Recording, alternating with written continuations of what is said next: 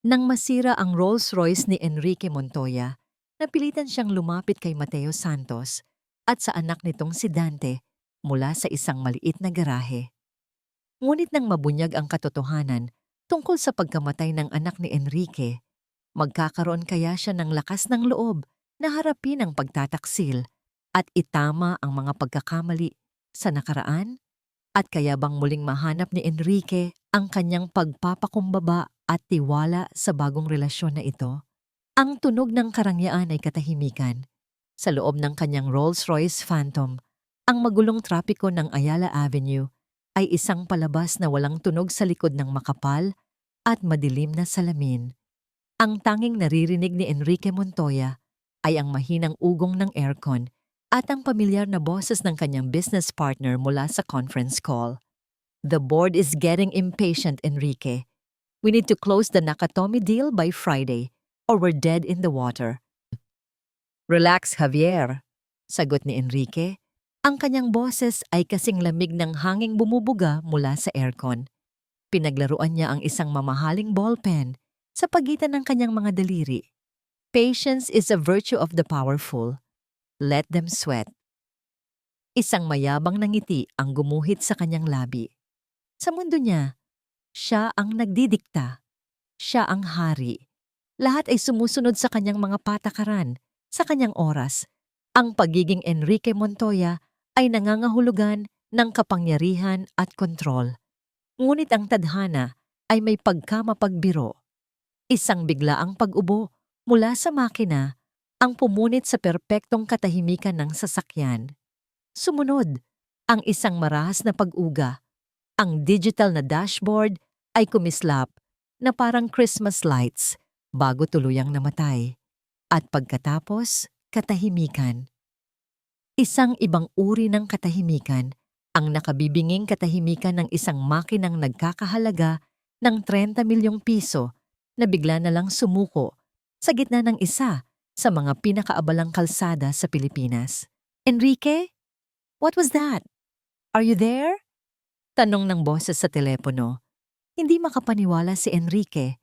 Tumingin siya sa kanyang driver na si Mang Tonyo, na kasing putla ng manikang porselana.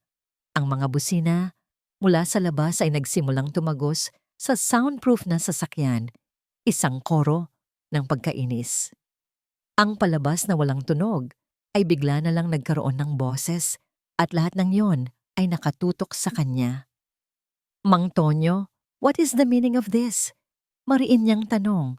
Ang bawat salita ay may bahid ng kahihiyan. Sir, hindi ko po alam. Bigla na lang po namatay. Nanginginig na sagot ng driver. Lumabas si Mang Tonyo upang tingnan ang makina. Ngunit halata sa bawat kilos niya na wala siyang kaalam-alam sa komplikadong lamang loob ng isang Rolls-Royce. Ang mga business partner ni Enrique na nasa kasunod na sasakyan ay bumaba rin. Ang kanilang mga mukha ay nagpapakita ng pinaghalong pag-aalala at hindi maitatagong pagkasuya. Ang perpektong imahe ni Enrique Montoya ay nagsisimulang magkaroon ng lamat. Habang nagkakagulo ang mga tao sa paligid, isang maliit na boses ang narinig mula sa gilid. Baka po kaya kong tingnan, sir. Napalingon si Enrique. Nakatayo roon ang isang batang lalaki, siguro mga 2 anyos, na may mantsa ng grasa sa pisngi at suot ang isang lumang sando at shorts. Ang kanyang mga kamay ay itim sa langis, ngunit ang kanyang mga mata ay matalino at puno ng kuryosidad. Isang tawa ng pang-iinsulto ang kumawala sa lalamunan ni Enrique. Isang bata? Are you kidding me? This is a Rolls-Royce, not a toy car. Hindi natinag ang bata. Lumapit ito at sumilip sa nakabukas na hood ng sasakyan. Lahat naman po ng makina, pare-pareho lang ang prinsipyo, sir. Kailangan lang ng kuryente, hangin, at gasolina. Ang simpleng lohika ng bata ay parang isang sampal kay Enrique. Bago pa siya makasagot, ang bata ay may itinuro.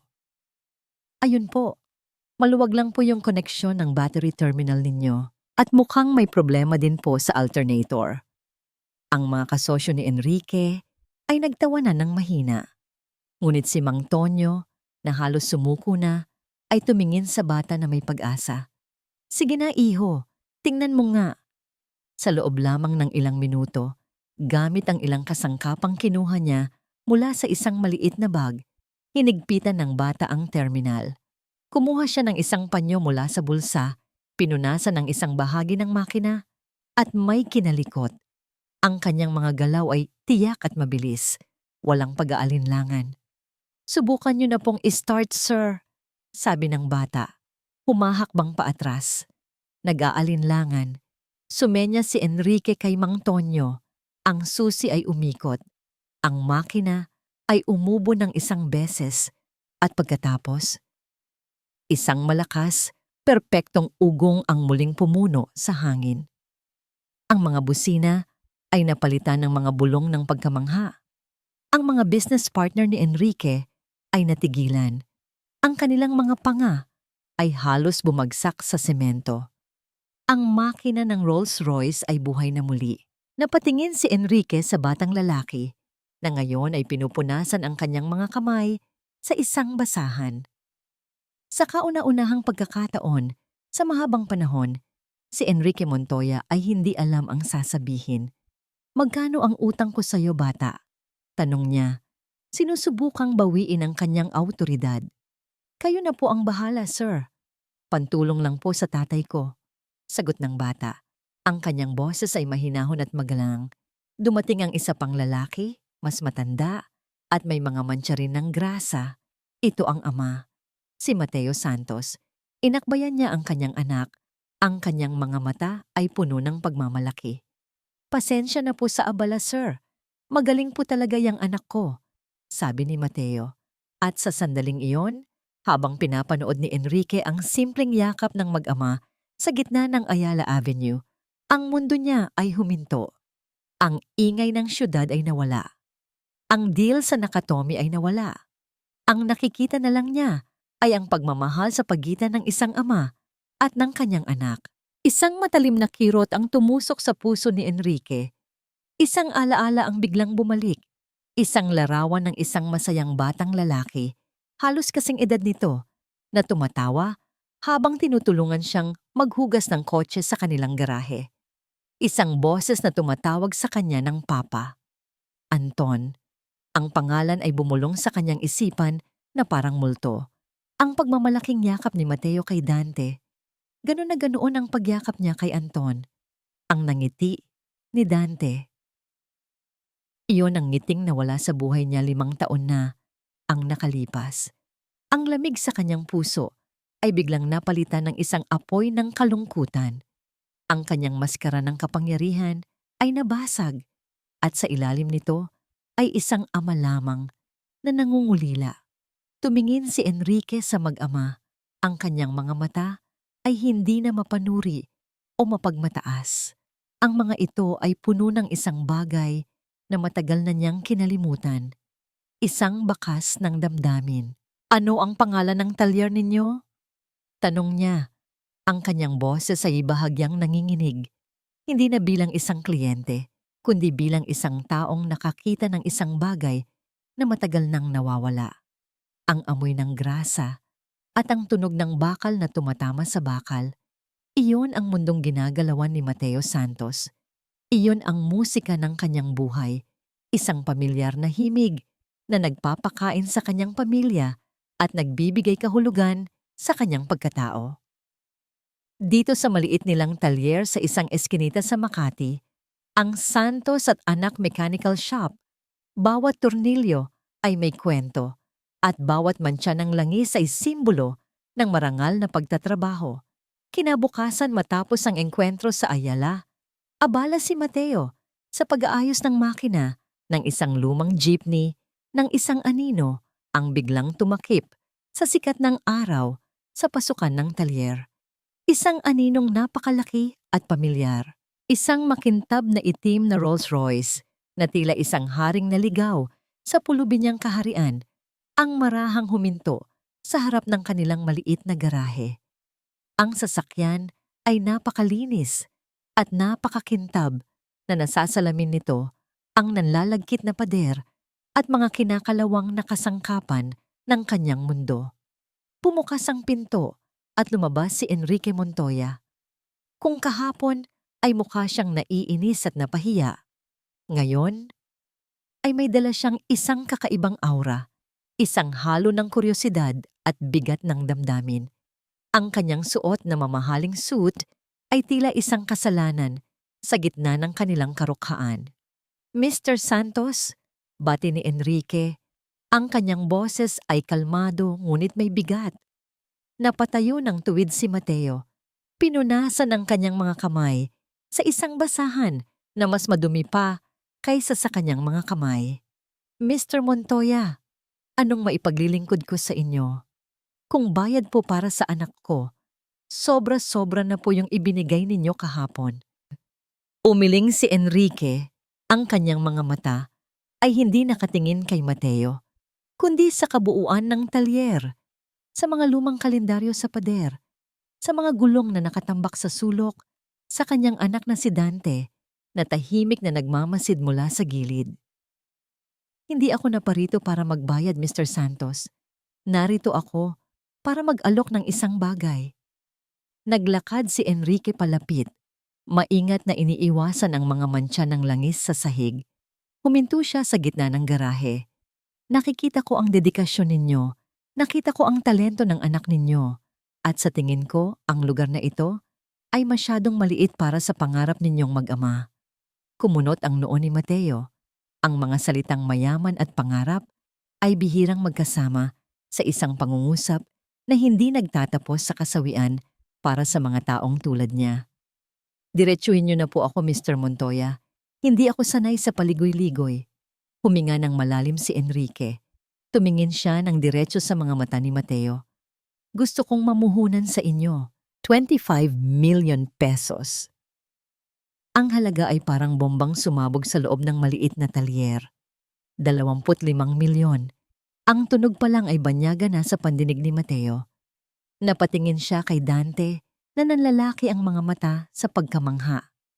Bibilin ko ang lugar na ito at ang mga katabing lote, patuloy ni Enrique.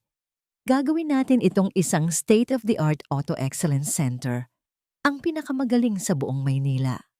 Kayo ang mamamahala sa operasyon at sisiguraduhin kong makakapag-aral si Dante sa pinakamahusay na eskwelahan habang hinahasa ang kanyang talento.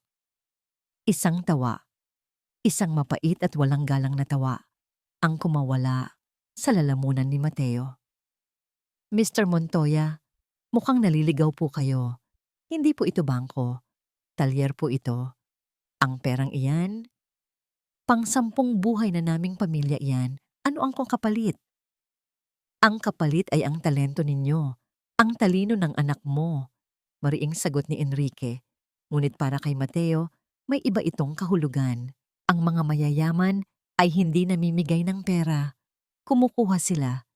Kinukuha nila ang lahat hanggang sa wala nang matira.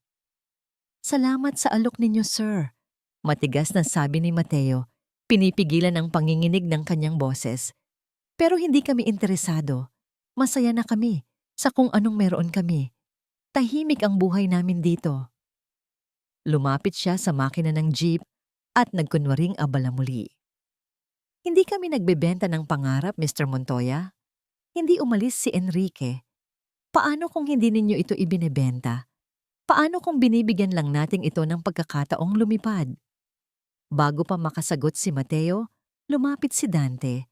Sa kanyang mga kamay ay isang luma at manipis na notebook. Ang pabalat nito ay may mantsa na rin ng langis, ngunit iningatan niya itong mabuti. Papa, ipakita ko lang po. Mahinang sabi ni Dante. Ang kanyang mga mata ay nakikiusap. Nang walang pag-aalinlangan, inabot ni Dante ang notebook kay Enrique. Binuksan ito ng milyonaryo. Ang bawat pahina ay puno ng mga masalimuot na drawing ng mga makina, mga disenyo ng mga gear at piston at mga sulat kamay na anotasyon na tanging isang henyo lamang ang makakaintindi. May mga disenyo para sa isang mas mahusay na sistema ng preno, isang makina na mas matipid sa gasolina, mga ideyang higit pa sa kayang gawin ng isang 2 anyos na bata. Nakita ni Mateo ang pagbabago sa mukha ni Enrique. Ang pagiging negosyante nito ay napalitan ng tunay na pagkamangha. Ikaw, ikaw ang gumawa ng lahat ng ito, Dante? Tumangulang ang bata, medyo nahihiya. Isinara ni Enrique ang notebook at ibinalik ito kay Dante na may bagong paggalang sa kanyang mga mata. Tumingin siyang muli kay Mateo. Mr. Santos, hindi ito pangarap. Ito ay katotohanan na naghihintay lang na mabigyan ng tamang pagkakataon. Huwag ninyong ipagkait iyon sa kanya dahil lang sa takot ninyo sa akin. Umalis si Enrique Montoya at ang kanyang Rolls Royce, iniwan ng alok na parang isang malakas na alingawngaw sa loob ng talyer. Gabi. Ang ulan ay mahinang tumitila sa yero nilang bubong. Ang tunog ay isang paalala ng mga butas at sira na kailanman ay hindi nila kayang ayusin ng tuluyan. Magkatabing nakaupo ang mag-ama sa isang lumang sopa, kumakain ng kanilang hapunan. Papa, totoo po ba yung sinabi niya? Tanong ni Dante, ang kanyang boses ay halos isang pabulong. Ang alin, anak? Na takot po kayo? Natigilan si Mateo. Ibinaba niya ang kanyang plato. Paano niya ipapaliwanag sa isang batang puno ng pag-asa ang mundo na puno ng panlalamang? Hindi ako takot, anak. Nag-iingat lang ako.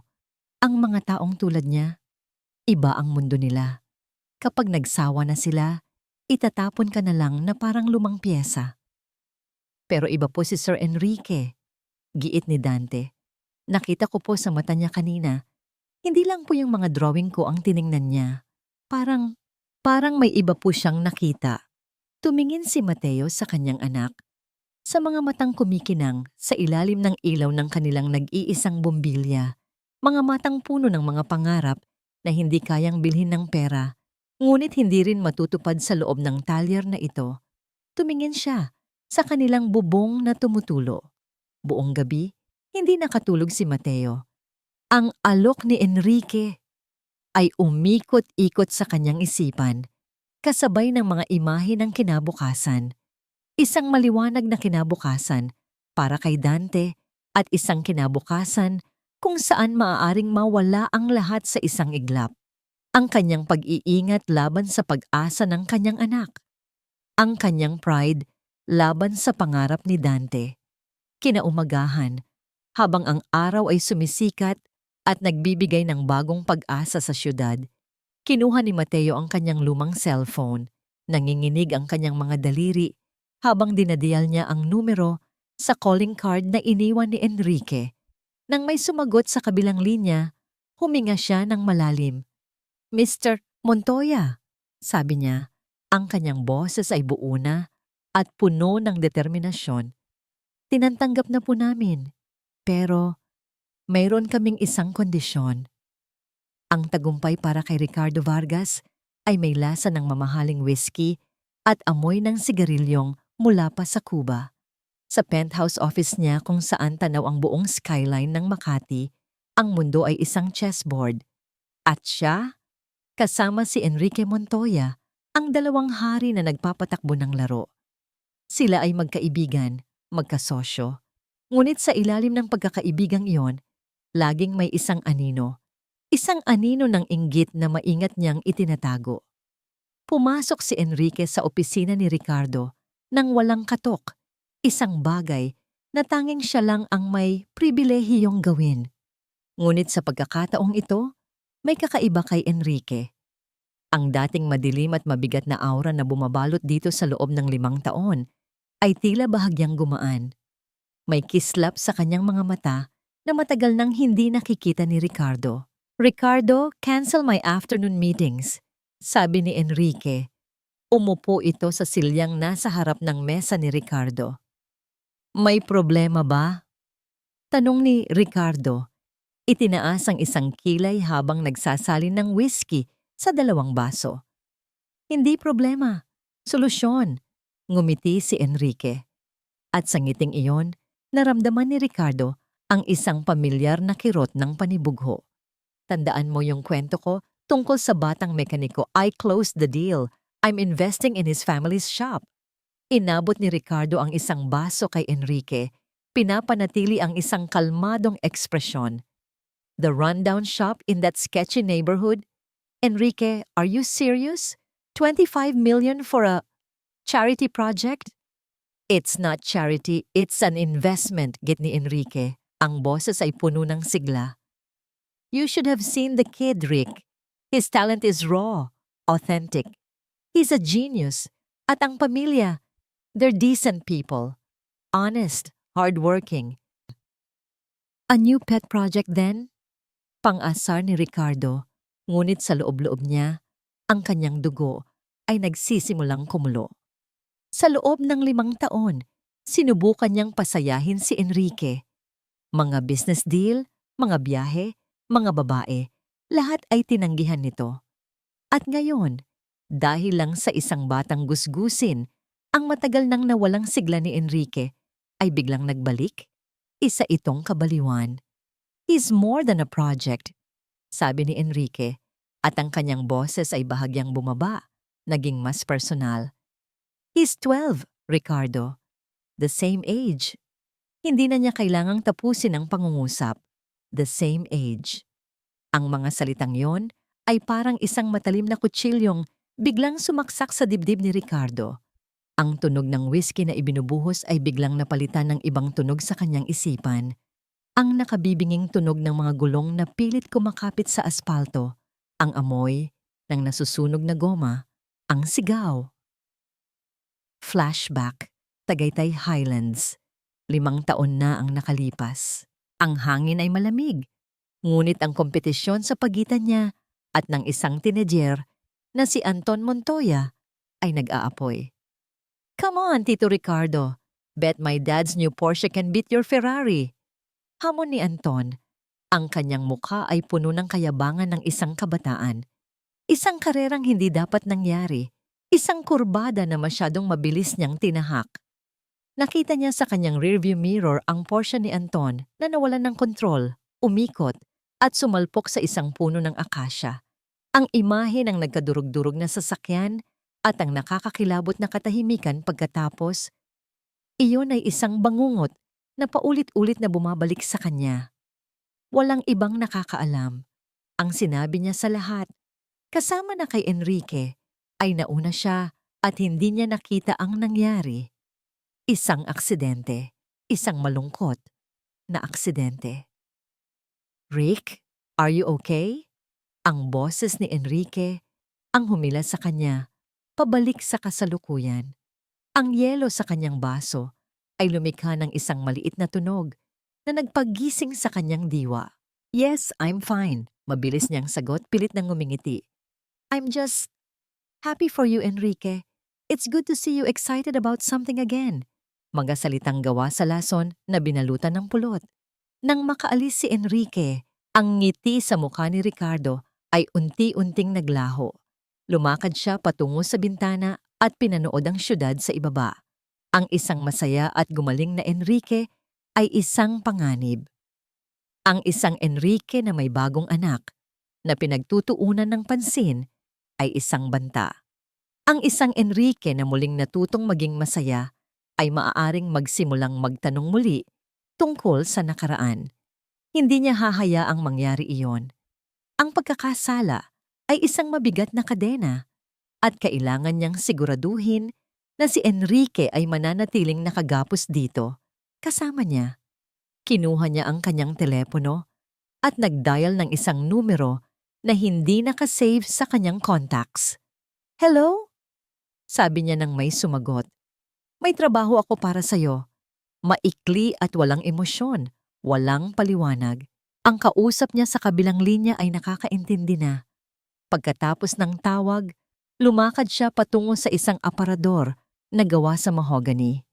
Sa ibabaw nito ay may ilang mga naka-frame na litrato. Kinuha niya ang isa, isang larawan ni Enrique at ng batang si Anton. Masayang magkaakbay sa isang yate. Ang araw ay papalubog sa kanilang likuran. Isang perpektong larawan ng pagmamahalan ng isang ama at anak. Tinitigan niya ito at ang kanyang mga daliri ay humigpit sa paligid ng frame. Ang inggit ay naging galit. Ang takot ay naging determinasyon. Ang pamilyang Santos na ito, sila ang sumisira sa balanse. Sila ang nagbibigay ng pag-asa kay Enrique, isang pag-asang kailangan niyang patayin bago pa man ito mamukadkad. Muli niyang kinuha ang kanyang telepono at tinawagan ang parehong numero. May pagbabago sa plano, sabi niya. Ang kanyang boses ay kasing lamig ng yelo sa kanyang baso. Hindi lang impormasyon, gusto kong malaman mo ang lahat tungkol sa pamilyang Santos. Lahat. Para kay Dante, ang bagong simula ay may amoy ng basang semento at sariwang pintura. May tunog ito ng masayang kwentuhan at ng mahinang dasal ng isang pari. At may pakiramdam ito ng isang pares ng sapatos na medyo makati at isang barong na medyo mainit. Mga damit na hindi niya kailanman inakalang isusuot. Nakatayo siya sa pagitan ng kanyang Papa Mateo at ni Tito Enrique, ang tawag na ipinakiusap nitong itawag sa kanya. Nasa gitna sila ng isang maliit na entablado sa harap ng maraming taong nakasuot ng magagarang damit at mamahaling pabango. Ang dating maalikabok na lote kung saan nakatayo ang kanilang lumang talyer ay isa ng malawak na construction site. At sa gitna nito ay may isang malaking arko na may nakasulat na Montoya Santos Auto Excellence Center, Groundbreaking Ceremony. Nang makita niya ang pangalan ng kanilang pamilya na nakasulat sa tabi ng pangalan ng isang taong kasing importante ni Tito Enrique, isang kakaibang halo ng hiya at pagmamalaki ang bumalot sa kanyang puso. Naramdaman niya ang mga matang nakatingin sa kanya, mga matang mapanuri na tila nagtatanong kung ano ang ginagawa ng isang batang gusgusing katulad niya sa lugar na yon. Ngunit isang marahang pagtapik sa kanyang balikat mula kay Tito Enrique ang nagbigay sa kanya ng lakas ng loob. Pagkatapos ng seremonya, kung saan sabay-sabay silang naghawak ng mga gintong pala at nagbuhos ng semento, dinala siya ni Tito Enrique sa isang pansamantalang opisina na itinayo sa gilid ng site. Sa ibabaw ng isang malaking mesa ay nakalatag ang mga blueprint at isang maliit na 3D model ng isang V12 engine. "Halika, Dante," sabi ni Enrique. Ang kanyang mga mata ay kumikinang sa pananabik. Isang sigla na mas nakakahawa kaysa sa kahit anong sakit. "Gusto kong ipakita sa iyo ang puso ng magiging operasyon natin." Para kay Dante, iyon ay ang pinakamagandang bagay na nakita niya sa buong buhay niya. Ang bawat maliliit na piyesa, ang pagkakadisenyo ng bawat tubo at balbula, ito ay isang obra maestra. Lumuhod siya para maging kapantay ng modelo. Ang kanyang mga daliri ay marahang hinahaplos ang maliliit na bahagi nito na para bang ito ay isang banal na bagay. Ang dual overhead camshafts po ba nito ay may variable valve timing? Tanong niya. Ang kanyang boses ay puno ng pagkamangha. At paano po yung fuel injection system? Direct po ba o port injection? Isang tawa ng pagkagulat at paghanga ang kumawala kay Enrique.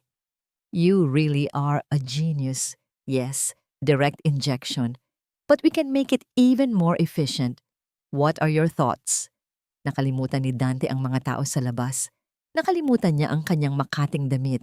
Sa sandaling iyon, dalawa lang silang nag-uusap sa isang lengguaheng sila lang ang nakakaintindi, ang wika ng mga makina. Si Tito Enrique ay hindi lang isang milyonaryo. Siya ay isang guro, isang mentor, isang kaibigan.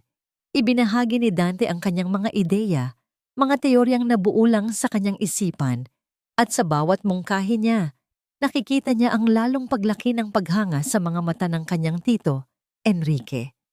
Mula sa di kalayuan, nakita niya ang kanyang Papa Mateo na nakamasid sa kanila. Nakangiti ito, ngunit sa likod ng nangiting iyon, nakikita ni Dante ang isang bagay na hindi niya maintindihan. Isang bakas ng lungkot o marahil ay kaba. Isang paalala na ang mundong pinapasok nila ay bago at hindi pamilyar para sa kanilang dalawa. Maya-maya, isang lalaki ang lumapit sa kanila. Matangkad ito at nakangiti rin, ngunit ang nangiti nito ay hindi umabot sa kanyang mga mata. Siya si Ricardo Vargas, ang business partner ni Tito Enrique. Mukhang nag-e-enjoy ka sa bago mong laruan, Enrique, sabi ni Ricardo.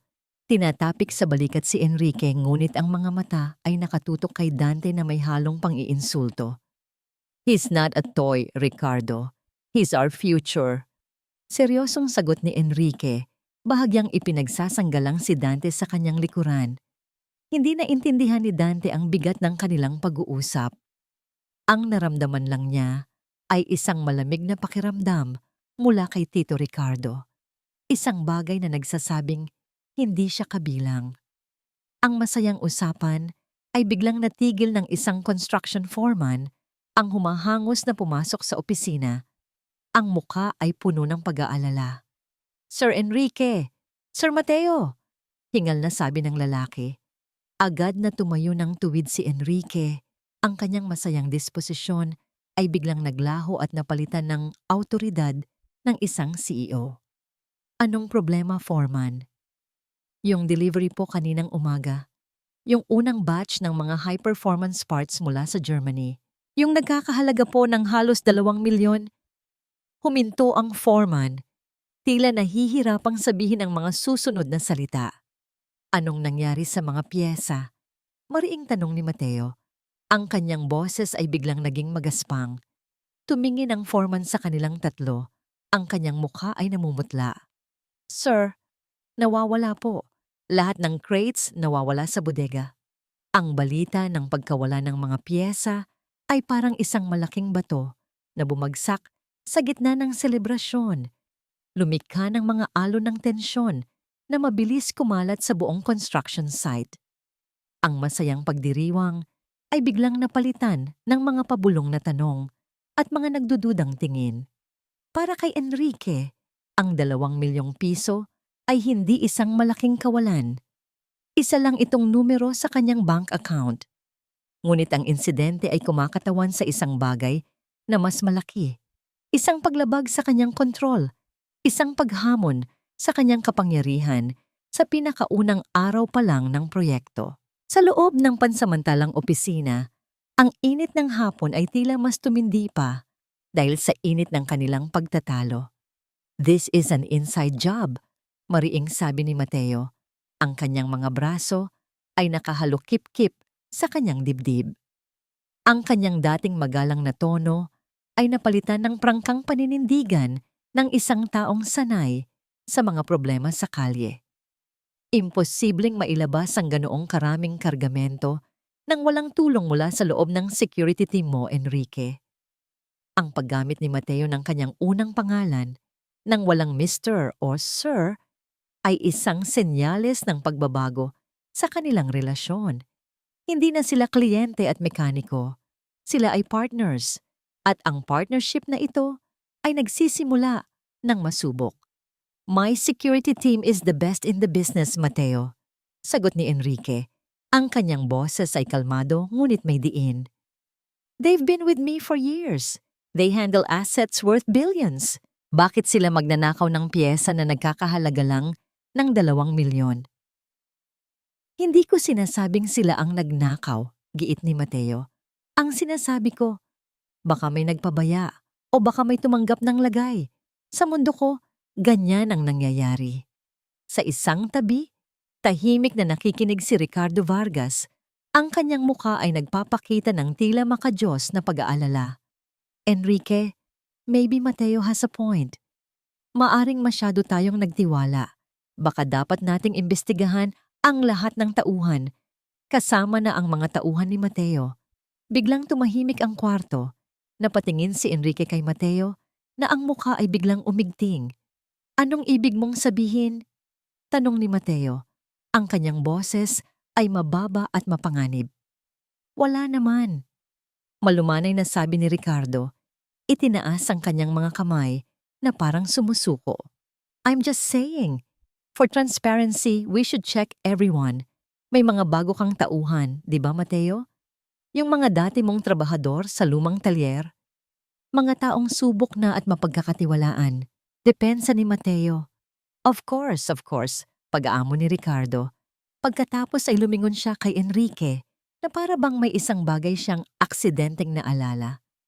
Pero Enrique, now that I think about it, I ran a standard background check on everyone involved in the project. And it turns out, a couple of Mateo's men, may mga minor records sila. Mga kaso ng gulo, away kalye, nothing serious but iniwan ni Ricardo ang mga salita na nakabitin sa hangin, mabigat at puno ng lason. Ang epekto nito ay mabilis at malalim. Nakita ni Enrique ang pagbabago sa ekspresyon ni Mateo. Mula sa pagiging depensibo, ito ay naging isang ekspresyon ng taong nasaktan at ipinagkanulo. Para kay Mateo, ang kanyang mga tauhan ay extension ng kanyang pamilya. Ang pagdudahan sila ay pagdudahan mismo siya. "This is unacceptable," sabi ni Enrique. Sinubukang kontrolin ang sitwasyon. Let's not jump to conclusions. Magkakaroon ng formal na investigasyon. Ngunit ang lamat ay nandoon na. Ang tiwala na maingat nilang sinimulang buuin ay nagkaroon ng unang bitak. Habang naglalakad sila palabas ng opisina, hinila ni Enrique si Mateo sa isang tabi. Si Dante, na kanina patahimik na nakikinig, ay sumunod sa kanyang ama. "Mateo, pasensya na sa sinabi ni Ricardo. He can be tactless sometimes," sabi ni Enrique. Sinubukang ayusin ang gusot. Ngunit ang sakit ay nandoon na sa mga mata ni Mateo. "Tactless? O baka naman yun talaga ang tingin ninyo sa amin? Na kami, dahil mahirap kami agad ang magnanakaw?" "That's not what I said, pero iyon ang naririnig ko." Putol ni Mateo. Ang kanyang boses ay puno ng pait. "Akala ko partner mo ako dito, Enrique. Pero sa unang problema pa lang, tauhan ko agad ang pinagbibintangan. Baka hindi pa ako handa sa mundong ito. Sa mundo ninyo." Ang mga salitang yon ay tumama kay Enrique. Hindi dahil sa galit, kundi dahil sa katotohanan na nakapaloob doon. Magkaiba nga ang mundo nila. Sa mundo niya, ang tiwala ay binibili. Sa mundo ni Mateo, ito ay pinaghihirapan. Naglakad paalis si Mateo, hila ang kanyang anak na si Dante na nalilitong nakatingin sa kanilang dalawa. "Papa, uuwi na tayo anak," sabi ni Mateo. Ang kanyang boses ay pagod at puno ng pagkabigo. "Hindi tayo para dito." Naiwan si Enrique na nakatayo, pinapanood ang mag-amang naglalakad palayo.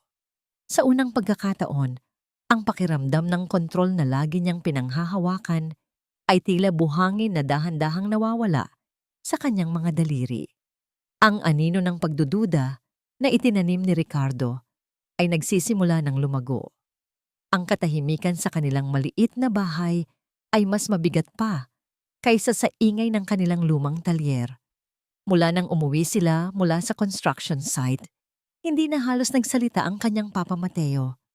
Nakaupo lang ito sa isang sulok. Ang mga mata ay nakatitig sa kawalan. Ang kanyang balikat ay tila pinapasan ang lahat ng pagkabigo sa mundo.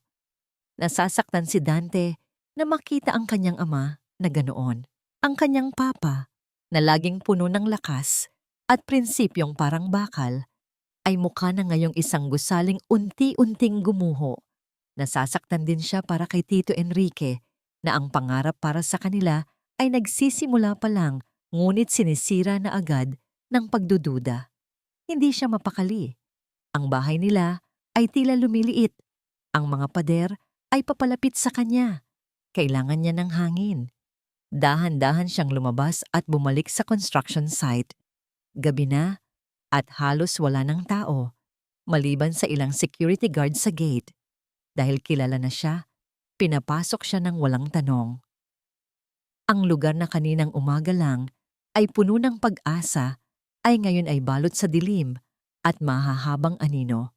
Naglakad-lakad siya sa gitna ng mga hindi pa tapos na istruktura. Ang kanyang munting anino ay sumasayaw sa ilalim ng mga pansamantalang ilaw. Ang pangarap ay naroon pa rin. Ang pundasyon, ang mga bakal, ngunit ngayon ay may halong lungkot. Habang papalapit siya sa temporary office, may narinig siyang boses. Isang boses na pamilyar at malamig. Agad siyang nagtago sa likod ng isang malaking tumpok ng mga sako ng semento. Sumilip siya mula sa siwang. Nakita niya si Ricardo Vargas na nakatayo sa labas ng opisina, may kausap sa telepono. Ang kanyang mukha ay hindi na nagpapanggap na mabait. Ito ay isang maskara ng purong pagbabanta. Wala akong pakialam kung paano mo gagawin. Narinig niyang mariing sabi ni Ricardo sa kausap. Panagutan mo ang kapabayaan mo. Muntik na tayong mabisto. May sinabi ang tao sa kabilang linya, ngunit hindi ito marinig ni Dante. Ang narinig lang niya ay ang lalong pagtigas ng boses ni Ricardo. Huwag mo akong susubukan, pagbabanta nito. Isang salita mo lang sa pulis o kahit kanino tungkol sa nangyari, sisiguraduhin kong hindi ka nasisikatan ng araw. Naiintindihan mo ba? Kalimutan mo na ang nangyari sa Tagaytay Highlands. Kalimutan mo na ang lahat. Tagaytay Highlands. Ang pangalan ng lugar ay tila walang kahulugan kay Dante, ngunit ang paraan ng pagkakasabi ni Ricardo, dito, puno ng diin at panganib, ay nagdulot ng kaba sa kanyang dibdib. Isang sako ng semento, ang bahagyang gumalaw mula sa kanyang pagkakasandal, lumikha ng isang mahinang tunog. Agad na napalingon si Ricardo sa kanyang direksyon. Ang mga mata nito ay parang mga mata ng isang agila, matalas at mapanuri. Napigil ni Dante ang kanyang hininga. Ang kanyang puso ay kumakarera sa loob ng kanyang dibdib. Halos 1 minuto silang nanatili sa ganoong posisyon. Si Ricardo na nagmamasid sa dilim at siya na nagtatago. Nanginginig sa takot na baka matuklasan. Sa wakas, umiling si Ricardo, ibinaba ang kanyang telepono at pumasok sa kanyang sasakyan. Naghintay si Dante hanggang sa mawala ang tunog ng makina ng sasakyan bago siya lumabas sa kanyang pinagtataguan. Ang kanyang damit ay puno ng alikabok, ngunit hindi niya iyon ininda. Ang kanyang isipan ay puno ng mga salita ni Ricardo. Pagbabanta, pulis. Tagaytay Highlands. Dali-dali siyang tumakbo pa uwi, ang kanyang puso ay kumakabog pa rin. Naabutan niya ang kanyang ama na naghahanda ng matulog. Papa! Papa! Tawag niya. Hingal na hingal. Narinig ko po si Sir Ricardo. May kausap po siya sa telepono. May pinagbabantaan po siya. Tumingin sa kanya si Mateo. Ang kanyang mukha ay puno ng pagod. Anak, ano bang pinagsasabi mo? Totoo po pa. May binanggit po siyang lugar. Tagaytay Highlands. Sinabi niya sa kausap niya na kalimutan na daw ang nangyari doon. Umupo si Mateo sa gilid ng kanilang papag at hinawakan ang balikat ng anak. Dante, mahinahon niyang sabi, ngunit may bahid ng pagkayamot. Guni-guni mo lang yan, anak. Pagod ka lang. Masyado kang apektado sa nangyari kanina. Matulog ka na. Pero Papa, hindi po. Totoo po ang narinig ko. Pagpupumilit ni Dante, ang kanyang mga mata ay nagsusumamo. Sabi nang matulog ka na. Bahagyang tumaas ang boses ni Mateo. Huwag mo nang dagdagan ng problema. Natahimik si Dante. Tumalikod siya at humiga sa kanyang banig. Ngunit ang kanyang isipan ay gising na gising. Hindi siya pinaniniwalaan ng kanyang ama. Walang naniniwala sa kanya. Siya lang ang nakakaalam. Naghintay siya hanggang sa marinig niya ang mahinang hilik ng kanyang ama.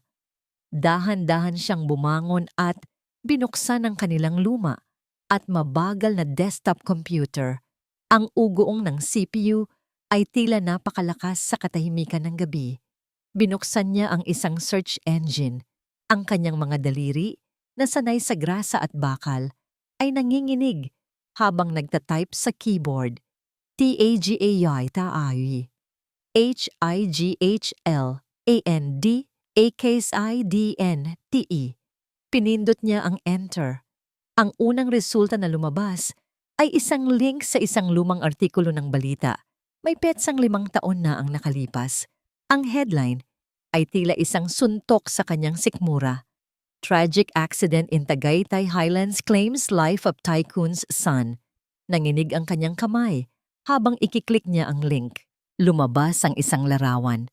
Isang larawan ng isang pamilyar na lalaki na nakayuko sa pighati. At sa ilalim nito, ang pangalan ng biktima, Anton Montoya. Nanlaki ang mga mata ni Dante. Ang kanyang hininga ay biglang naputol. Montoya, ang apelyido ni Tito Enrique. Ang pangalan mula sa lihim na tawag, ang lugar ng isang trahedya, ang anak ng kanyang bagong mentor. Bigla, ang mga piraso ng palaisipan na hindi niya alam na binubuo niya ay nagsimulang magkabit-kabit sa isang paraang nakakakilabot. Ang paghilom na tuklasan ni Enrique ay nagsisimula sa pagpapakumbaba. Kinabukasan matapos ang gabi ng pagdududa, nilunok ni Enrique ang kanyang pride at nagpunta sa maliit na bahay ng mga Santos. Dala niya hindi ang awtoridad ng isang milyonaryo, kundi ang bigat ng isang taong maaaring nagkamali ng husga. Naabutan niya si Mateo na nagkakape sa labas. Ang mukha ay lukot pa rin sa sama ng loob. Mateo, panimula ni Enrique. Hindi agad sumagot si Mateo. Ngunit bago pa man makapagsalita ng masama ang ama, lumabas si Dante. Tito Enrique, sabi ng bata. Ang kanyang boses ay malinaw at puno ng isang bagay na hindi inaasahan ni Enrique. Ebidensya. Bumalik po ako sa site kagabi. May nakita po ako sa likod ng bodega. May butas po sa bakod na halatang bagong gawa. At yung putik po sa tabi nito, iba po yung marka ng gulong. Hindi po katulad ng mga truck natin. Isang simpleng obserbasyon mula sa isang matalas na isipan. Isang detalyeng nakaligtaan ng kanyang mamahaling security team. Tiningnan ni Enrique si Dante at pagkatapos ay si Mateo. Sa sandaling iyon, ang lahat ng pagdududa sa kanyang isipan ay naglaho na parang bula. Ang pamilyang ito ay hindi magnanakaw. Sila ay biktima rin. Mateo, patawarin mo ako. Sinserong sabi ni Enrique. Nagkamali ako. Masyado akong nagpadala sa pressure. Hindi na mauulit. Tinitigan siya ni Mateo ng matagal. Pagkatapos, isang marahang pagtango ang isinagot nito. Isang tahimik na pagtanggap. Ang lamat sa kanilang tiwala ay nagsimulang maghilom. Lumipas ang ilang linggo. Ang imbestigasyon sa pagnanakaw ay nagpatuloy, ngunit ang samahan ni na Enrique at Mateo ay bumalik sa dati. Mas matatag pa nga kaysa dati. Ang pagtatayo ng center ay bumilis at ang bawat araw ay puno ng pag-asa. Isang hapon, isang sasakyan ang dumating na tila isang hiya mula sa nakaraan. Isang 1960 Ferrari 275 GTB kulay dugong pula na pagmamay-ari ng isa sa mga pinakaimportante at aroganteng kliyente ni Enrique. Montoya, I expect nothing but perfection, sabi ng kliyente, habang maingat na ipinapasa ang susi kay Mateo na para bang ito ay gawa sa babasaging kristal. One scratch on this baby and I will own your entire company. Makakaasa po kayo, sir. Aalaga ang mabuti. Magalang na sagot ni Mateo, ngunit bakas sa kanyang mukha ang bigat ng responsibilidad. Ang sasakyan ay isang obra maestra at si Mateo mismo ang nanguna sa maselang pag-aayos ng makina nito. Sa ilalim ng kanyang pangangalaga, ang makina ay muling umugong na parang musika. Si Enrique, na naroon upang magmasid, ay hindi maiwasang humanga sa dedikasyon at galing ni Mateo. Nang matapos ang lahat, si Mateo na mismo ang nagpasya na subukan ito. Isang mabilis na test run lang dito sa loob ng bagong garahe para masigurong nasa tamang tono ang lahat bago nating ibalik sa may-ari. Sumakay si Mateo sa driver's seat. Ang ganda ng Ferrari ay lalong umangat sa loob ng kanilang bago at malinis na pasilidad. Ngumiti siya kay Enrique. Pinatakbo niya ang makina. Isang perpektong tunog. Dahan-dahan niyang inabante ang sasakyan. 10 metro, 20 metro. Pagkatapos, marahan niyang inapakan ng preno bilang huling pagsubok. Ngunit walang nangyari. Ang kanyang paa ay lumubog hanggang sa sahig. Ang nangiti sa kanyang mukha ay napalitan ng sindak. Ang Ferrari ay hindi huminto. Sa isang nakabibinging tunog ng bumibigay na metal at nababasag na salamin, ang sasakyan ay sumalpok ng diretso sa isang pader sa dulo ng garahe. Ang katahimikan pagkatapos ng pagsabog ay mas nakakatakot. Napatakbo si Enrique. Ang usok ay nagmumula sa ilalim ng yuping hood ng Ferrari. Nanginginig na lumabas si Mateo mula sa sasakyan. Ang kanyang mukha ay kasing putla ng abo. Ang preno, walang preno. Paulit-ulit niyang sinasabi, hindi makapaniwala. Dumating ang kliyente, kasama si Ricardo na nagkataong bumisita. Ang sigaw ng kliyente ay umalingaw-ngaw sa buong gusali. Mga banta ng demanda, ng pagkasira ng reputasyon, isang bagyo ng galit ang ibinuhos nito kay Enrique. Ano ang nangyari? Sigaw ng kliyente. Sa gitna ng kaguluhan, si Ricardo ang unang lumapit sa nasirang sasakyan. Nagkunwari siyang sinusuri ang pinsala. Yumuko siya malapit sa gulong sa harapan, kung saan may tumatagas na brake fluid. At pagkatapos, may dinampot siya. Enrique, ano ito? Tanong ni Ricardo. Ang kanyang boses ay puno ng kunwaring pag-aalala. Sa kanyang kamay, hawak niya ang isang luma ngunit pamilyar na liyabe. Isang liyabe na may ukit sa hawakan, 2 letrang MS. Para sa Mateo Santos, ang paboritong gamit ni Mateo na lagi niyang iniiwan sa kanyang bulsa, parang isang pelikulang nag-slow motion, ang galit ng kliyente, ang itsura ng pagkalito at takot sa mukha ni Mateo, at ang liyabe sa kamay ni Ricardo. Isang piraso ng ebidensya na hindi maikakaila, na nakalagay mismo sa pinangyarihan ng krimen. Tumingin si Ricardo kay Enrique. Ang kanyang mga mata ay puno ng awa, ngunit ang kanyang mga salita ay puno ng lason. Sinabi ko na sa'yo, Enrique, magkaiba ang mundo natin sa kanila. Ang mga salitang iyon ang pumatay sa lahat ng natitirang pag-asa sa puso ni Enrique. Ang tiwala na muli niyang binuo ay gumuho sa isang iglap na parang isang kastilyong buhangin na tinangay ng isang malakas na alon. Tumingin siya kay Mateo na ngayon ay nakatingin sa liyabe na hawak ni Ricardo. Ang kanyang bibig ay bahagyang nakabuka sa pagkabigla. Hindi akin yan, mahinang sabi ni Mateo. Ngunit ang kanyang boses ay walang lakas, kinain ng ingay ng akusasyon. Oo, may ganyan akong liyabe, pero nasa toolbox ko. Hindi ko yan ginamit. Mateo, tama na. Pagod na sabi ni Enrique. Ang bawat salita ay tila isang mabigat na pasanin. Ang kahihiyan, ang posibleng demanda, ang pagkasira ng pangalan ng Montoya. Lahat ay bumagsak sa kanya ng sabay-sabay. At sa gitna ng lahat ng ito, ang tanging nakikita niya ay ang mukha ng isang taong pinagkatiwalaan niya. Humarap siya sa galit na kliyente. Ako ang bahala dito, Mr. Mr. Tan. I will personally cover all the damages and more. Please, let my office handle it. Ngunit ang kanyang mga mata ay hindi na muling tumingin kay Mateo. Sa halip, tumingin siya kay Dante na tahimik na lumabas mula sa isang sulok. Ang kanyang mukha ay basang-basa sa luha. Ang tingin na yon ay hindi galit. Ito ay isang bagay na mas masakit. Ito ay ang tingin ng isang pusong nasugatan. Ang tingin ng isang taong muling nawalan. Hinarap niya si Mateo. Ang kanyang mukha ay isang blangkong maskara. Mas malamig pa kaysa noong una silang magkita sa Ayala Avenue. Hindi ko alam kung sino pa ang pagkakatiwalaan ko, sabi niya. Ang kanyang boses ay walang emosyon, ngunit ang bigat sa likod nito ay sapat na para durugin ang anumang natitirang ugnayan sa pagitan nila. Tumalikod si Enrique at naglakad palayo. Iniwan si Mateo na nakatayo sa tabi ng nagkadurog-durog na Ferrari. sa gitna ng mga abo ng kanilang winasak na pangarap. Tagumpay.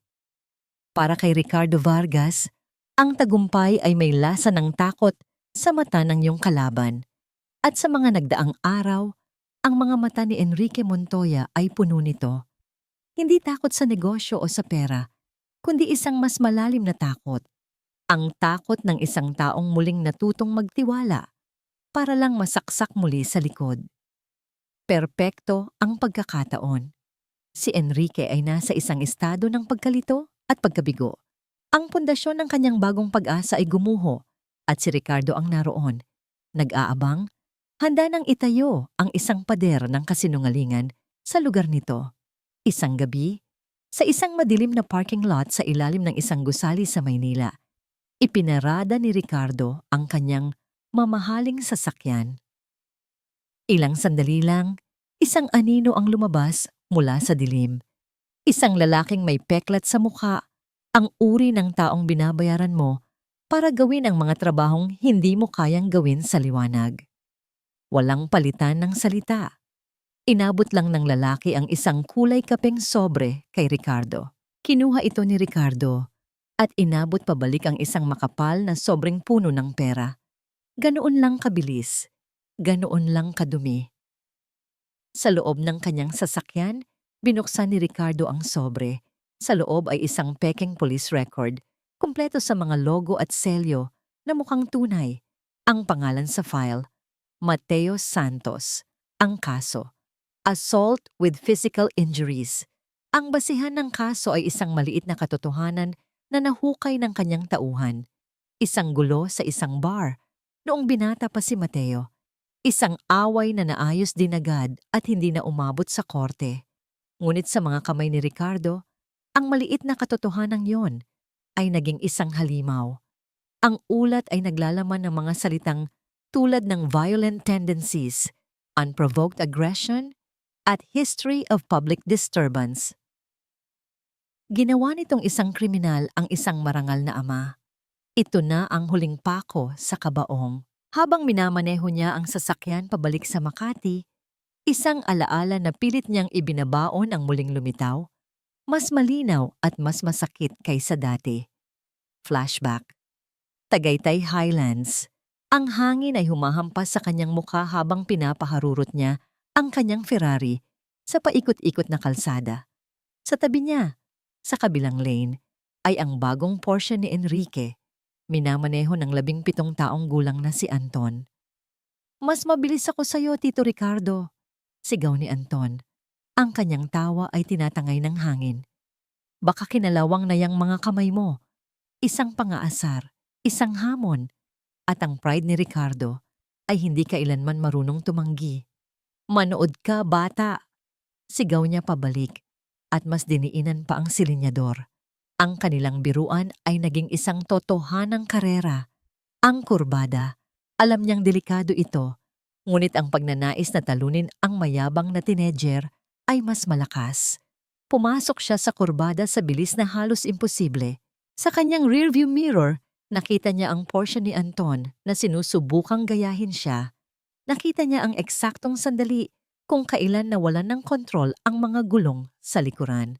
Nakita niya itong umikot, 1, 2 beses, bago ito sumalpok sa isang malaking puno ng akasya sa gilid ng bangin. Ang dapat niyang gawin ay huminto, bumaba, tumulong, tumawag ng ambulansya. Pero hindi. Ang ginawa niya ay mas diniinan pa ang silinyador. Tumakas siya.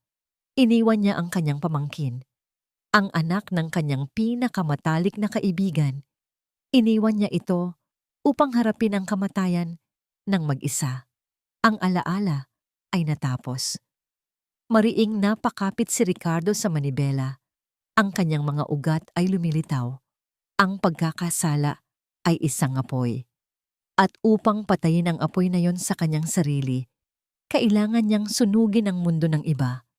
Kinabukasan, pumasok siya sa opisina ni Enrique. Nadatnan niya itong nakatitig sa bintana. Hawak ang isang baso ng alak kahit 10 oras pa lang ng umaga. "Enrique," malumanay niyang sabi, puno ng kunwaring pag-aalala. Dala niya ang isang folder ng mga dokumento para sa ibang proyekto at sa ilalim nito, maingat niyang isiniksik ang pekeng police record ni Mateo. Hindi ko alam ang gagawin, Rick, sabi ni Enrique, hindi lumilingon. Ang gulo-gulo ng isip ko.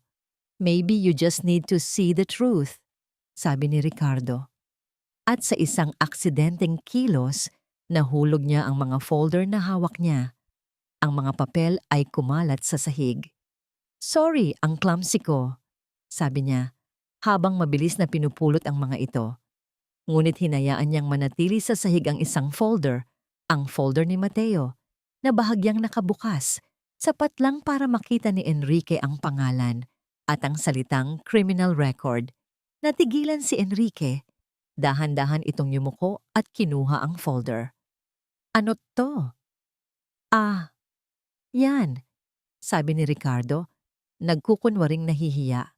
Pinakuha ko lang na karagdagang background check para masigurado tayo. It's probably nothing important. Ang kanyang reverse psychology ay gumana ng perpekto. Binuksan ni Enrique ang folder. Pinanood ni Ricardo ang bawat pagbabago sa mukha ng kanyang kaibigan. Una, ang pagkalito, habang binabasa nito ang mga detalye. Pagkatapos, ang hindi makapaniwalang pag-iling ng kanyang ulo. At sa huli, isang malamig at matigas na ekspresyon ang pumalit sa lahat. Isang ekspresyon ng taong tuluyan ng niloko. Ang huling sinag ng pag-asa sa kanyang mga mata para sa pamilyang Santos ay namatay. So all this time, bulong ni Enrique, ang kanyang boses ay basag. All this time he was a violent man, a criminal. Hindi sumagot si Ricardo. Hinayaan niyang ang lason ay dahan-dahang gumapang at sakupin ang buong sistema ni Enrique. Nanalo na siya. Ang ugnayan ay tuluyan ng nasira. Sa sandaling iyon, ang telepono sa mesa ni Enrique ay biglang tumunog. Ang ingay nito ay tila isang hiyaw sa gitna ng kanilang mabigat na katahimikan. Walang ganang sinagot ito ni Enrique. Inilagay sa speakerphone. Hello? Ang boses sa kabilang linya ay puno ng takot at pagmamadali. Isang boses ng security guard mula sa construction site. Sir Enrique, ang garahe, nasusunog. Ang apoy ay isang gutom na halimaw. Para kay Mateo, ang bawat dila ng apoy na lumalamon sa kanilang pinapangarap na auto center ay isang personal na pag-atake. Ang bawat piraso ng nasusunog na kahoy, bawat bakal na namimilipit sa init, ay isang piraso ng kanyang pag-asa na nagiging abo. Nakatayo siya sa labas ng nasusunog na gusali, kasama ang kanyang anak na si Dante, pinapanood ang mga bombero na desperadong sinusubukang talunin ang isang kalaban na ayaw magpatalo. Ang hangin ay makapal at puno ng amoy ng sunog na plastik at nasirang pangarap. Ang tunog ng mga sirena at ang sigawan ng mga tao ay isang nakabibinging koro ng kanilang kabiguan. Papa, narinig niyang bulong ni Dante. Ang mukha ng bata ay nababasa ng luha at nangingitim sa abo. Yung mga gamit natin, yung mga drawing ko. Niyakap ni Mateo ang kanyang anak, sinusubukang protektahan ito mula sa isang tanawing hindi dapat makita ng kahit sinong bata. Ngunit paano mo poprotektahan ang isang tao mula sa isang bangungot na totoo? Sa gitna ng kaguluhan, isang itim na sasakyan ang humarurot at marahas na huminto ilang metro mula sa kanila. Bumukas ang pinto at lumabas si Enrique Montoya. Ngunit hindi ito ang Enrique na nakilala niya. Hindi ang negosyanteng mayabang at lalong hindi ang mentor na nagpakita ng kabutihan. Ang taong papalapit sa kanila ay isang estranghero. Ang kanyang mukha ay isang maskara ng malamig na galit. Ang kanyang mga mata ay walang anumang bakas ng damdamin o awa. Sa kanyang likuran ay si Ricardo Vargas, ang anino na laging sumusunod. Naglakad si Enrique ng diretso patungo kay Mateo. Ang kanyang bawat hakbang ay mabigat sa akusasyon, Hindi niya pinansin ang apoy. Hindi niya pinansin ang mga bumbero. Ang tanging nakikita niya ay si Mateo. Nang nasa harapan na niya ito, walang salitang namutawi sa kanyang bibig. Sa halip, may inihagis siya sa dibdib ni Mateo. Isang folder. Ang parehong folder na naglalaman ng mga kasinungalingan tungkol sa kanyang nakaraan. Ang mga papel ay kumalat sa maruming lupa. Ang ilan ay tinangay ng hangin patungo sa apoy. Ano to? Naguguluhang tanong ni Mateo. Ang katotohanan, sagot ni Enrique. Ang kanyang boses ay kasing lamig ng bakal sa taglamig. Ang katotohanang pilit mong itinago. Ang totoong ikaw, Mateo Santos. Isang kriminal. Isang taong may record ng karahasan. Ano? Hindi totoo yan. Isang maliit na gulo lang yon noong binata pa ako. Naayos na yon. Depensa ni Mateo. Ang kanyang puso ay nagsimulang kumabog ng mabilis. Paano? Paano niya nalaman yon? At bakit ngayon? Isang maliit na gulo? Tumawa si Enrique. Isang tawang walang kagalakan, puno ng pait. Ang pagnanakaw, ang pagsabotahe, at ngayon, ito? Itinuro niya ang nagliliyab na gusali. Ang kanyang daliri ay nanginginig sa galit. Anong susunod, Mateo? Papatayin mo na rin ba ako? Wala akong kinalaman dito, Enrique. Maniwala ka. Pagsusumamo ni Mateo, ang kanyang boses ay nababasag na. Biktima rin kami dito. Biktima? Umiling si Enrique. Ang kanyang tingin ay napunta kay Dante. At sa isang saglit, nakita ni Mateo ang isang kislap ng sakit sa mga mata nito bago ito muling natabunan ng galit. Akala ko nakita ko sa inyo ang isang bagay na totoo. Isang bagay na malinis. Iyon pala, isa lang kayong mag-amang manloloko na mas magaling pa sa mga nakilala ko sa mundo ng negosyo. Bawat salita ay isang saksak. Mas masakit pa sa kahit anong pisikal na pananakit. Ang tiwala na ibinigay niya. Ang pag-asang ibinigay nito sa kanyang anak. Lahat ay nagiging abo, kasabay ng kanilang garahe. Sinira mo ang lahat, sigaw ni Enrique. Ang kanyang pagpipigil ay tuluyan ng bumigay. Ang kanyang boses ay umalingaw-ngaw sa gitna ng ingay ng sunog. Ang tiwala ko, ang pagkakataong ibinigay ko, ang alaala ng anak ko na nakita ko sa anak mo. Papa, hindi totoo yan. Sabihin mo sa kanya, Papa. Humagulgol si Dante, hinihila ang damit ng kanyang ama. Ngunit wala nang maririnig si Enrique. Ang kanyang puso ay sarado na. Ang laso ni Ricardo ay tuluyan ng kumalat. Tapos na tayo, Santos, sabi ni Enrique. Ang kanyang boses ay bumalik sa pagiging malamig at formal. Bawat salita ay isang pinal na hatol. Umalis na kayo. Huwag na kayong magpapakita sa akin. Kailanman. Tumalikod si Enrique at naglakad pabalik sa kanyang sasakyan. Hindi na muling lumingon. Naiwan si Mateo at si Dante na nakatayo sa gitna ng kanilang winasak na mundo. Ang apoy sa kanilang likuran ay hindi na kasing init ng sakit na nararamdaman nila sa kanilang mga puso. Hinila ni Mateo ang kanyang anak palayo sa lugar na yon. Naglakad sila palayo sa pangarap na naging isang bangungot. Walang dala kundi ang abo sa kanilang mga damit at ang bigat ng isang akusasyong hindi nila ginawa. Habang naglalakad sila sa madilim na kalye, may napansin si Dante na kumikinang sa lupa malapit sa gilid ng gusali, sa isang lugar na hindi pa naabot ng apoy. Isang bagay na metaliko. Dinampot niya ito. Ito ay isang maliit na piraso ng metal na bahagyang natunaw at nasunog. Ang natira mula sa 3D model ng V12 engine na ipinakita sa kanya ni Tito Enrique. Ang unang regalo nito sa kanya, ang simbolo ng kanilang naudlot na pangarap.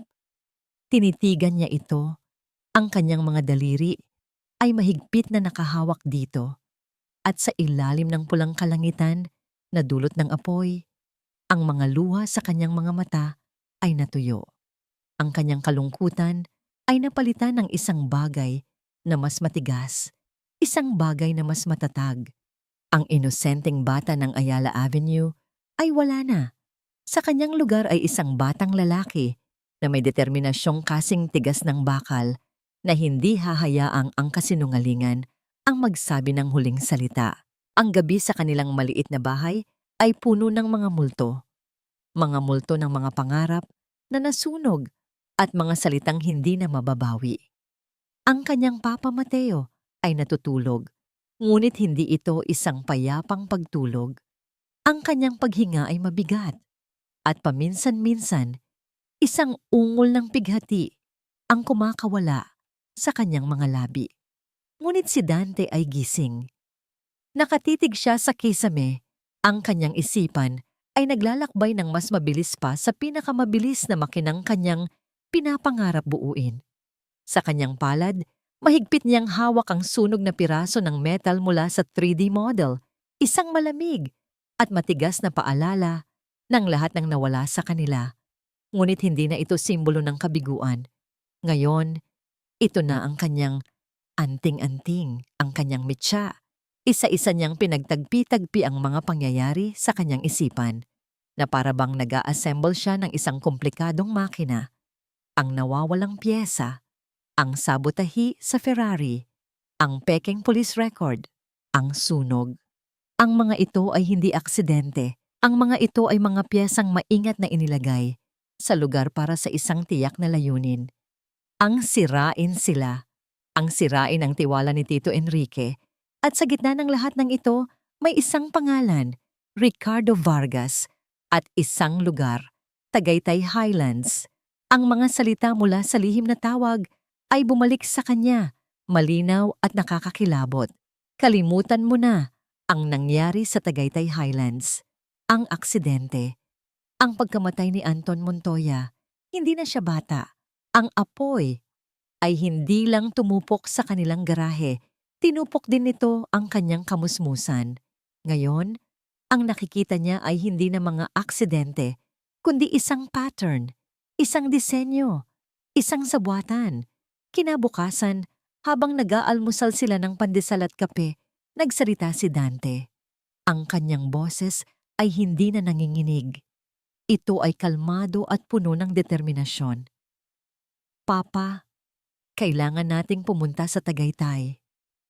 Tumingin sa kanya si Mateo. Ang kanyang mga mata ay walang buhay. Anak, tama na. Tapos na ang lahat. Wala na tayong babalikan. Hindi pa po tapos. Giit ni Dante, inilapag ang kanyang tasa. Papa, tinuruan niyo po akong huwag sumuko sa isang sirang makina. Sabi niyo, laging may paraan para ayusin ang kahit anong sira, gaano man kalaki. Sirang-sira po ang pangalan natin ngayon, pa. Aayusin po natin. Umiling si Mateo. Hindi mo naiintindihan, Dante. Masyado silang makapangyarihan. Anong laban natin? Ang katotohanan po, pa. Sagot ni Dante, ang kanyang mga mata ay matalim. May kinalaman po si Sir Ricardo sa pagkamatay ni Anton. Sigurado po ako. At kung may tinatago siyang ganoon kalaking sikreto, kaya niya pong gawin ang lahat para hindi ito mabunyag. Kaya niya pong manira at manunog ng iba. Ang lohika sa mga salita ng kanyang anak ay hindi maikakaila. Nakita ni Mateo ang determinasyon sa mukha ni Dante. Isang determinasyong minsan ay taglay rin niya, bago pa ito nabura ng sunod-sunod na pagkabigo. Ang paglalakbay nila patungong Tagaytay ay tahimik. Isang mahabang biyahe sa bus, papalayo sa magulong syudad, patungo sa isang lugar na puno ng luntiang mga puno at malamig na hangin. Isang lugar na naging saksi sa isang madilim na trahedya. Wala silang plano. Ang tanging dala nila ay ang pangalan ng lugar at ang petsa ng aksidente. Nagtanong-tanong sila sa mga lokal na tindahan malapit sa pinangyarihan ng aksidente na nabasa ni Dante sa balita. Karamihan ay wala nang naaalala. 5 taon na ang nakalipas. Nang malapit na silang sumuko, isang matandang babae sa isang tindahan ng prutas ang may naalala. Ah, oo, ang malaking aksidente. Kawawa ang bata. May isang hardinero dito sa Highlands na laging nagkukwento na may nakita raw siya. Pero matapos ang ilang linggo, bigla na lang nanahimik, natakot yata. Itinuro sila ng babae sa isang maliit na kubo sa gilid ng isang malawak na hardin ng mga bulaklak. Kumatok sila. Isang matandang lalaki na kulubot na ang balat sa sikat ng araw ang nagbukas ng pinto. Ang kanyang mga mata ay agad nagpakita ng pag-iingat nang makita ang dalawang estranghero. "Ano po ang kailangan ninyo?" tanong nito. Pasensya na po sa abala," panimula ni Mateo. "Nandito po kami tungkol sa isang aksidente na nangyari 5 taon na po ang nakalipas, yung sa anak po ni Mr. Montoya." Agad na nagsara ang mukha ng matanda. Ang pag-iingat ay napalitan ng takot. "Wala akong alam dyan," mabilis niyang sabi, at akmang isasara na ang pinto. Ngunit humakbang si Dante paharap. "Tulungan niyo po kami," sabi ng bata. Ang kanyang boses ay puno ng pagsusumamo na kayang bumasag sa kahit anong matigas na puso. "Ang papa ko po ang pinagbibintangan sa mga kasalanang hindi niya ginawa. Nawala po sa amin ang lahat. Kayo na lang po ang pag-asa namin." Tinitigan ng matandang hardinero si Dante. Tiningnan niya ang mga mata ng bata na puno ng katapatan at ang mukha ni Mateo na puno ng desperasyon. Bumuntong hininga siya. Isang tunog ng isang taong matagal nang may dinadalang mabigat na lihim. "Pumasok kayo," sabi niya. Sa loob ng maliit na sala na may amoy ng lupa at mga bulaklak, ikinuwento ng hardinero ang kanyang nakita. Dalawa sila. Bulong niya na para bang takot pa rin na may makarinig. Dalawang sasakyan, nagkakarera. Isang Porsche at isang pulang Ferrari. Masyado silang mabilis, lalo na sa kurbadang yon. Nauna yung Ferrari at yung Porsche hindi na umabot. Bakit hindi niyo po ito sinabi sa mga pulis?" tanong ni Mateo. "Sinubukan ko," sagot ng matanda. Ang kanyang mga mata ay puno ng pait. Pero kinagabihan, may isang lalaking dumating dito. Ang driver ng Ferrari. Sinabi niya sa akin na kung magsusumbong ako, baka hindi na makauwi ang pamilya ko mula sa probinsya. Binigyan niya ako ng pera. Tinakot niya ako. "Ang driver, natatandaan niyo po ba ang mukha niya?" tanong ni Dante. Ang kanyang puso ay kumakabog. Tumango ang matanda. Naglakad siya patungo sa isang lumang aparador at may kinuha mula sa isang maliit na kahon. Inabot niya ito kay Mateo. Pagkatapos ng aksidente, bago pa dumating ang mga pulis, lumapit ako. Umaasa akong makatulong. Wala na yung driver ng Ferrari, pero may nahulog. Mula sa damit niya, malapit sa gilid ng kalsada. Binuksan ni Mateo ang kanyang palad. Sa loob nito ay isang bagay na kumikinang sa kabila ng kalumaan. Isang pilak na kwelyo o cufflink, elegante at mamahalin. At sa gitna nito, malinaw na nakaukit ang 2 letra. V. Ang mundo ni Enrique Montoya ay naging isang silid na walang bintana. Ang mga araw pagkatapos ng sunog ay lumipas na parang isang mahabang, walang kulay na panaginip. Pinirmahan niya ang mga dokumento, nakipag-usap sa mga abogado, at hinarap ang mga tanong ng insurance investigators. Lahat ay ginawa niya na parang isang makina. Isang katawang walang kaluluwa. Ang apoy na tumupok sa auto center ay hindi maikukumpara sa apoy na tumupok sa huling piraso ng pag-asa sa kanyang puso. Isang hapon, habang nakaupo siya sa kanyang opisina sa pinakamataas na palapag ng Montoya Tower, tumawag ang hepe ng kanyang security sa lobby. "Sir Enrique, pasensya na po sa abala," sabi ng gwardiya sa intercom. "Nandito po sa baba si Mr. Mateo Santos at ang kanyang anak. Nagpipilit po silang makausap kayo. Sabi ko na po na wala kayong appointment pero..." "Paalisin mo sila," malamig na sagot ni Enrique. Hindi inaalis ang tingin sa skyline ng syudad. "Sinabi ko nang ayaw ko na silang makita." "Opo, sir. Pero..." "Sumisigaw po kasi yung bata. Ayaw pong tumigil." Nairitang pinindot ni Enrique ang intercom. Anong sinisigaw niya? Nag-atubili ang gwardiya. Sir, ang sabi niya po, tungkol ito kay Anton. Ang pangalan. Ang nag-iisang pangalan sa buong mundo na may kakayahang basagin ang pader na itinayo niya sa paligid ng kanyang puso. Anton. Isang kuryente ang dumaloy sa kanyang buong katawan. Isang halo ng galit at isang hindi maipaliwanag na kaba. Ano ang alam nila tungkol sa kanyang anak? Paano nila nagagamit ang pangalan nito sa kanilang mga kasinungalingan? Papasukin mo sila.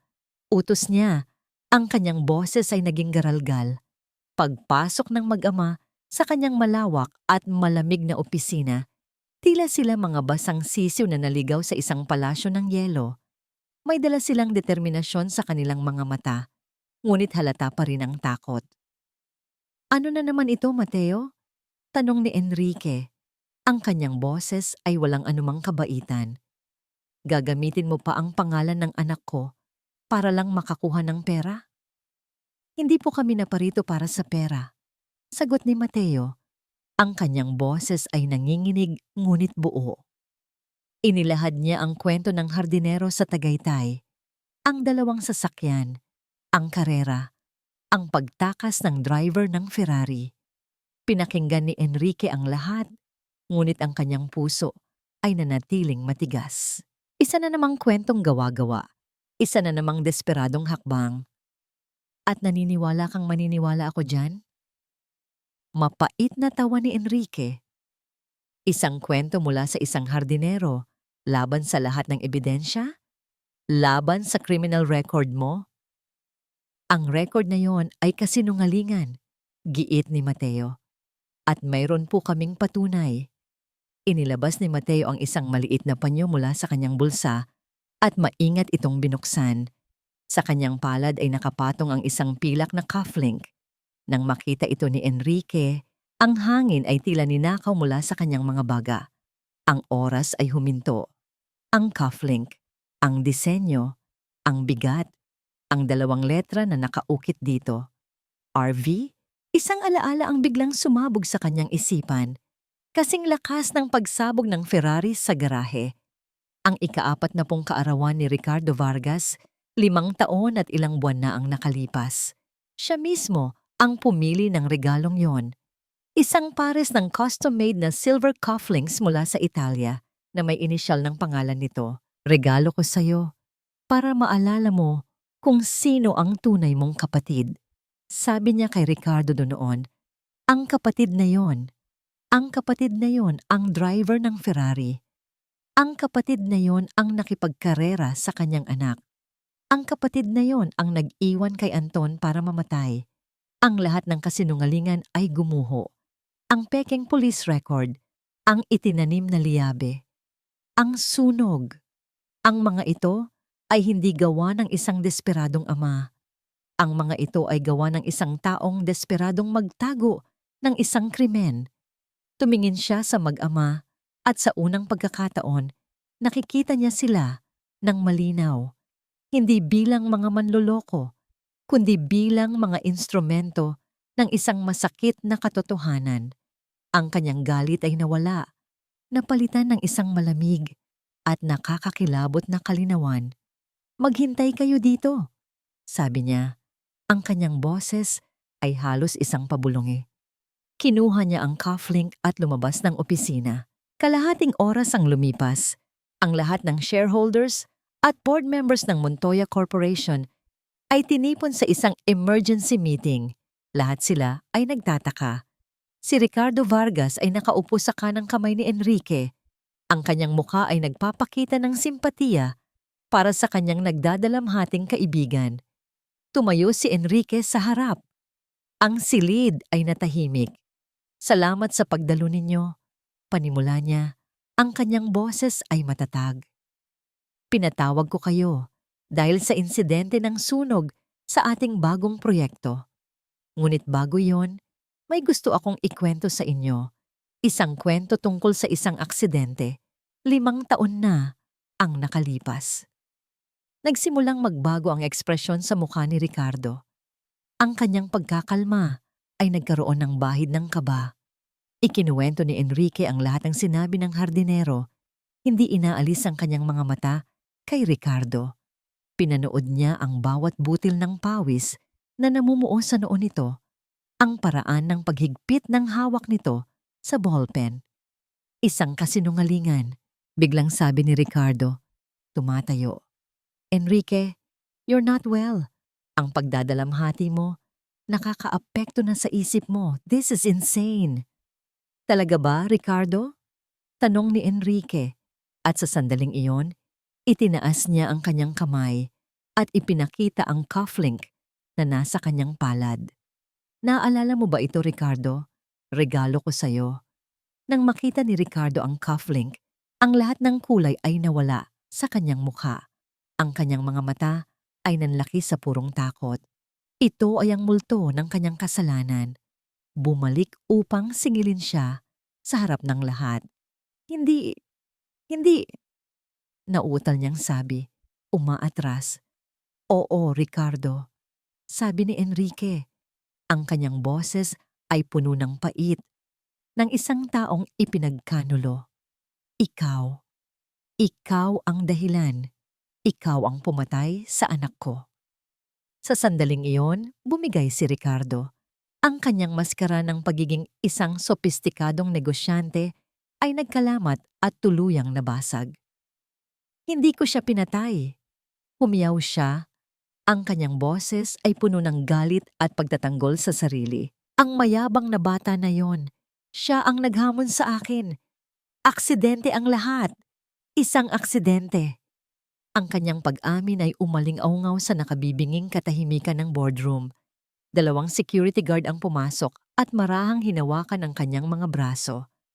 Habang hinihila siya palabas, ang kanyang mga mata ay puno ng lason. Tumingin siya ng diretso kay Enrique. Ang kanyang mukha ay isang imahe ng purong pagkamuhi. Sana namatay ka na lang kasama niya. Ang katotohanan ay may bigat. Matapos ang pag-amin ni Ricardo, ang boardroom ay napuno ng nakabibinging katahimikan. Ngunit para kay Enrique, ang katahimikang iyon ay mas malinaw kaysa sa kahit anong ingay.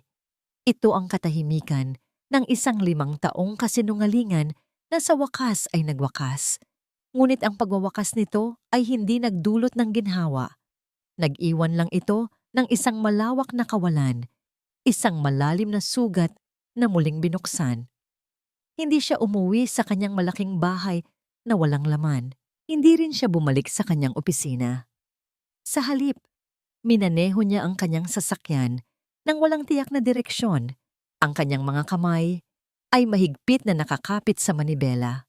Ang mukha ni Ricardo na puno ng galit, ang mukha ni Mateo na puno ng sakit, at ang mukha ni Dante na puno ng nabasag na tiwala.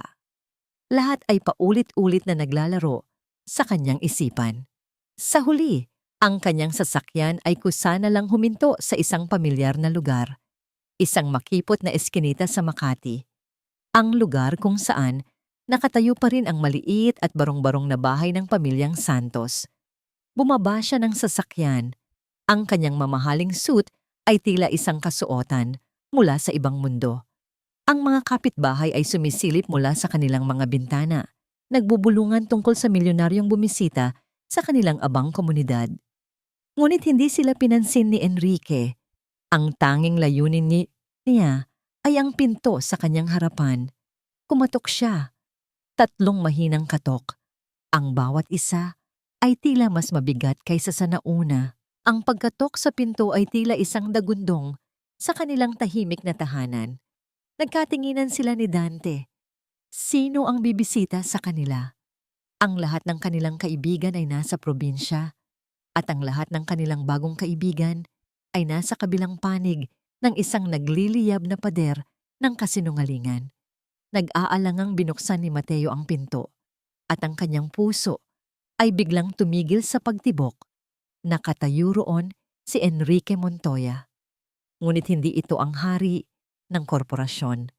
Ang taong nasa harap niya ngayon ay mukhang pagod, talunan. Ang kanyang buhok ay bahagyang magulo. Ang kanyang damit ay lukot at ang kanyang mga mata, ang mga matang minsang puno ng galit, at kapangyarihan ay puno na ngayon ng isang bagay na mas malalim. Ang bigat ng isang pusong nagdadalamhati, walang nagsalita. Sa likod ni Mateo, lumitaw si Dante. Ang kanyang mga mata ay nanlalaki. Si Enrique ang unang bumasag sa katahimikan. Ang kanyang boses ay hindi na utos. Ito ay isang pakiusap. Pwede ba akong pumasok? Ang loob ng bahay ng mga Santos ay maliit at simple. May amoy ng nilagang baka at ng malinis na sahig. Ang mga kasangkapan ay luma ngunit inalagaan. Naupo si Enrique sa isang maliit na upuang kahoy na umuuga-uga. Isang upuang hindi kayang bilhin kahit ang gulong lang ng kanyang sasakyan. Ngunit sa sandaling iyon, mas naramdaman pa niyang nararapat siya dito kaysa sa kanyang silyang gawa sa malambot na katad. Sa harap niya ay si Mateo at si Dante, magkatabing nakaupo sa isang lumang sopa. Hinihintay nila siyang magsalita. Paano ka hihingi ng tawad sa isang kasalanang halos sumira sa buhay ng isang pamilya? Wala akong karapatang humingi ng tawad. Panimula ni Enrique, ang kanyang mga mata ay nakatitig sa sahig na semento. Ang mga salitang sinabi ko, ang mga bagay na inisip ko tungkol sa inyo, walang kapatawaran. Tumingala siya, at ang kanyang mga mata ay nagtagpo sa mga mata ni Mateo. Ang nakikita ko lang noon ay ang sarili kong sakit, ang sarili kong galit, at ginamit ko kayo para pagbuntunan ng lahat ng iyon. Naging bulag ako, Mateo. Bulag sa katotohanan, bulag sa kabutihan ninyo. Huminga siya ng malalim, ang kanyang boses ay nababasag na. Ang totoo, hindi ang pera o ang garahe ang sinira ko.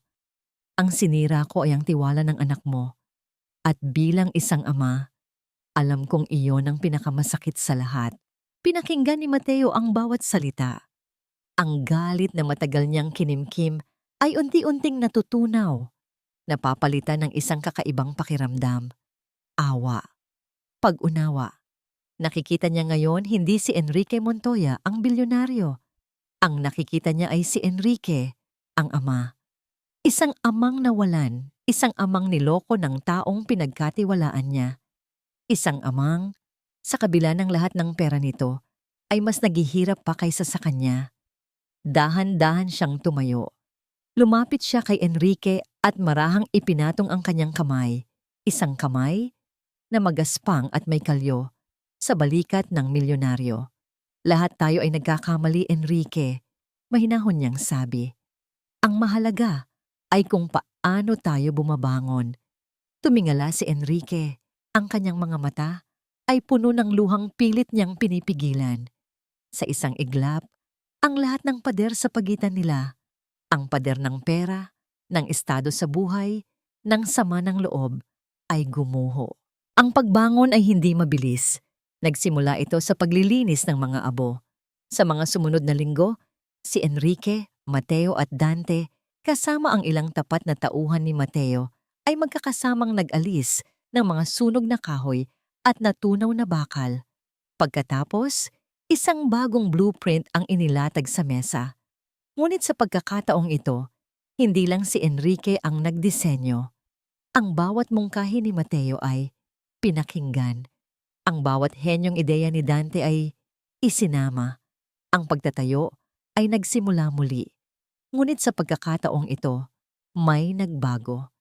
Ang mga kapitbahay mula sa komunidad ng mga Santos ay nagsimulang magdatingan, nag-aalok ng tulong, nagbubuhat ng semento, nag-aabot ng merienda, nagbibigay ng suporta. Ang proyekto ay hindi na lang pag-aari ng isang Montoya at isang Santos. Ito ay naging proyekto ng isang buong komunidad. Isang taon ang lumipas. Ang araw ay maliwanag na sumisikat sa isang bagong tatak at mas malaking gusali. Ang karatula sa harap ay simple ngunit puno ng kahulugan. Santos at Montoya, puso ng mekaniko. Sa loob, ang ugong ng mga makina ay isang masayang musika. Si Mateo ay nagbibigay ng instruksyon sa mga senior mechanic. Si Enrique, na nakasuot ng simpleng polo shirt ay nakikipag-usap sa isang kliyente, ang kanyang tawa ay malaya at totoo. At sa gitna ng lahat, nakatayo si Dante. Ngayon ay isang binatilyo na, sa harap ng isang grupo ng mga mas batang apprentice. Sa isang whiteboard, ipinapaliwanag niya ang isang komplikadong disenyo ng makina na siya mismo ang gumawa. Ang kanyang boses ay puno ng kumpiyansa at pangarap.